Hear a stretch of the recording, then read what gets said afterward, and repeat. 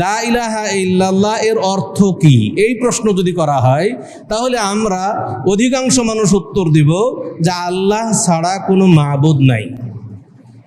কিছু মানুষ উত্তর দিব, অল্প কিছু সংখ্যক হবে তাদের সংখ্যা, যে আল্লাহ ছাড়া সত্য কোনো মাবুদ নাই।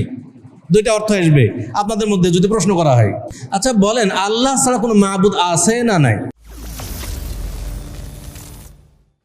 আত্মাহারিক টিভি, ওহির আলোয় উদ্ভাসিত জীবনের জন্য। আজকে বাংলাদেশের অধিকাংশ মানুষ লা ইলাহা ইল্লাল্লাহ এর সঠিক অর্থ জানি না। এই অর্থটাও পর্যন্ত আমরা জানি না যে লা ইলাহা ইল্লাল্লাহ এর সঠিক অর্থ কি। আমরা যদি জিজ্ঞেস করি তো এই মসজিদের মুসল্লিরাও একজন এক এক রকম উত্তর দেবেন যে মা'না লা ইলাহা ইল্লাল্লাহ, আল্লাহ লা ইলাহা ইল্লাল্লাহ এর অর্থ কি, এই প্রশ্ন যদি করা হয় তাহলে আমরা অধিকাংশ মানুষ উত্তর দিব যে আল্লাহ ছাড়া কোনো মাবুদ নাই। কিছু মানুষ উত্তর দিব, অল্প কিছু সংখ্যক হবে তাদের সংখ্যা, যে আল্লাহ ছাড়া সত্য কোনো মাবুদ নাই। দুইটা অর্থ আসবে আপনাদের মধ্যে যদি প্রশ্ন করা হয়। তাহলে অধিকাংশ মানুষ কি অর্থটা করব, যে আল্লাহ ছাড়া কোনো মাবুদ নাই। আচ্ছা বলেন, আল্লাহ ছাড়া কোনো মাবুদ আছে না নাই? মাবুদ কাকে বলে? মাবুদ হচ্ছে যার ইবাদত করা হয় সে হলো মাবুদ। যার ইবাদত করা হয়, এটা ইসমে মাফউলের সিগা, যার ইবাদত করা হয় তিনি হলেন মাবুদ। আচ্ছা বলেন, আমাদের দেশে যারা নিজেদেরকে মুসলিম পরিচয় দেয় তারা কি আল্লাহ ছাড়া অন্য কারো ইবাদত করে না? যারা হিন্দুরা কি আল্লাহ ছাড়া অন্য কারো ইবাদত করে না? মূর্তির ইবাদত করে না? তো করে। তা আল্লাহ ছাড়া যারই ইবাদত করা হয় সেটাই যদি মাবুদ হয়, তো পৃথিবীতে বহু মাবুদ আছে, কিন্তু সব মাবুদ সত্য নয়, বরং পৃথিবীতে আল্লাহ ছাড়া যত মাবুদ আছে সবগুলো বাতিল মাবুদ, একমাত্র সত্য মাবুদকে আল্লাহ।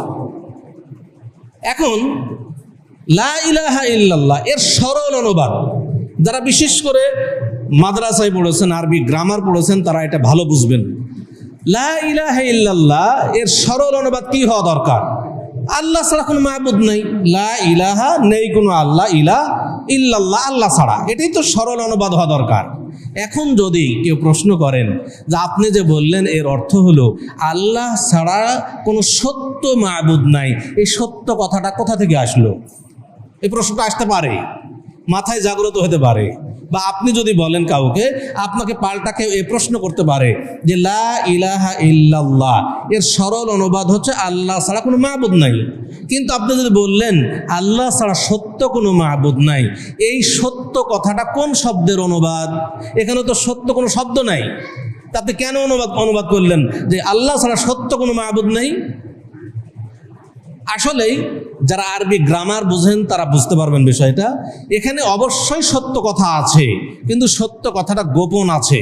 এখানে আরবি গ্রামার বুঝতে হবে যে লা ইলাহা ইল্লাল্লাহ, লা হচ্ছে লা নাফি জিন্স, ইলাহা হচ্ছে ইসমে লা, অর্থাৎ লা নাফি জিন্সের একটা ইসিম থাকবে, একটা খবর থাকবে পরিপূর্ণ বাক্য হতে গেলে। কিন্তু এখানে ইলাহা হচ্ছে লা নাফি জিন্সের ইসিম, কিন্তু খবর নাই, খবর গোপন আছে। আরবি বাক্যকে ছোট করার জন্য এবং সুন্দর করার জন্য খবরকে গোপন রাখা জায়েজ। এই জন্য লা ইলাহা ইল্লাল্লাহ এই লাইনাফি জিন্সের ইসিম আছে, কিন্তু খবরকে গোপন রাখা হয়েছে। গোপন খবরটি হচ্ছে হাক্কুন, অর্থাৎ এর পূর্ণ কালিমা হলো লা ইলাহা হাক্কুন ইল্লাল্লাহ, অর্থাৎ আল্লাহ ছাড়া কোনো সত্য মাবুদ নাই।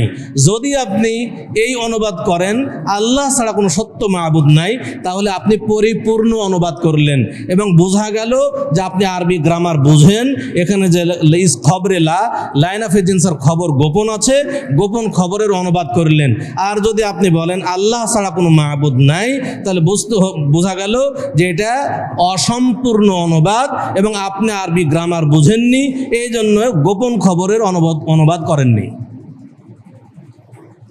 এটা হলো মূলত কথা। তাহলে আমরা যদি আমাদেরকে কেউ প্রশ্ন করে যে লা ইলাহা ইল্লাল্লাহ এর অর্থ কি, এর সঠিক অর্থ, পরিপূর্ণ অর্থ হলো আল্লাহ ছাড়া সত্য কোনো মাবুদ নাই। আল্লাহ ছাড়া বহু মাবুদ দুনিয়াতে আছে, সবগুলোই বাতিল, একমাত্র আল্লাহই সত্য। এই লা ইলাহা ইল্লাল্লাহ, লা ইলাহা ইল্লাল্লাহ এর রোকন রয়েছে দুইটি, এটা আমাদের জানা দরকার। দুইটা রোকন আমরা বাংলাদেশের অধিকাংশ মানুষই লা ইলাহা ইল্লাল্লাহর আবার রোকন আছে এইটা শুনেও নি, কারণ এটা আমাদের ওলামায়ে কেরামও এগুলো আলোচনা করে না তেমনটা, কারণ এগুলো একটু সূক্ষ্ম বিষয়, আকীদাগত বিষয়, এগুলো আলোচনা খুব কম হয়। লা ইলাহা ইল্লাল্লাহ দুইটা রোকন, এক নাফি অর্থাৎ নেগেটিভ, যেটাকে বাংলায় বলা হয় না বোধক, আর দুই ইসবাত পজিটিভ হ্যাঁ বোধক। নাফি নেগেটিভ হচ্ছে লা ইলাহা, আর ইসবাত পজিটিভ হলো ইল্লাল্লাহ। নেগেটিভ আর পজিটিভ, নেগেটিভ আর পজিটিভ, তাহলে নেগেটিভ দিয়ে শুরু হলো কেন? নেগেটিভ দিয়ে শুরু হলো এই জন্য যে আল্লাহ ছাড়া যত মানুষের যত কিছুর ইবাদত করা হয় সর্বপ্রথম সেগুলোকে ডিলিট করতে হবে, তারপরে আল্লাহর প্রতি ঈমান আনতে হবে, তখনই আপনার ঈমান সহিহ। আপনি আল্লাহ ছাড়া যত কিছুর ইবাদত করা হয় এগুলো যতক্ষণ পর্যন্ত ডিলিট না করবেন ততক্ষণ পর্যন্ত যতই আপনি বলেন যে আমি আল্লাহকে বিশ্বাস করি, আপনি ঈমানদার নন। যেমন একজন হিন্দু আল্লাহকে বিশ্বাস করে, আপনি জিজ্ঞেস করেন হিন্দুকে যে তোমাকে কে সৃষ্টি করেছে, বলবে যে উপরওয়ালা আল্লাহ সৃষ্টি করেছে, মানে একজন হিন্দু আল্লাহকে সৃষ্টিকর্তা হিসেবে মানে। একজন খ্রিস্টান আল্লাহকে রব হিসেবে মানে, একজন ইহুদি আল্লাহকে রব হিসেবে মানে। পৃথিবীর অধিকাংশ কাফের আল্লাহকে রব হিসেবে এক বলে বিশ্বাস করে। কিন্তু কেন তারা কাফের আল্লাহকে বিশ্বাস করে? কাফের কেন? কারণ আল্লাহকে বাদ দিয়ে যত কিছুর ইবাদত করা হয় এগুলোকে তারা ডিলিট করেনি, বরং আল্লাহকেও বিশ্বাস করে, আল্লাহকে বাদ দিয়ে যাদের ইবাদত করা হয় সেগুলোরও ইবাদত করে, সেগুলোকেও বিশ্বাস করে। এই জন্য তারা ঈমানদার হতে পারেনি।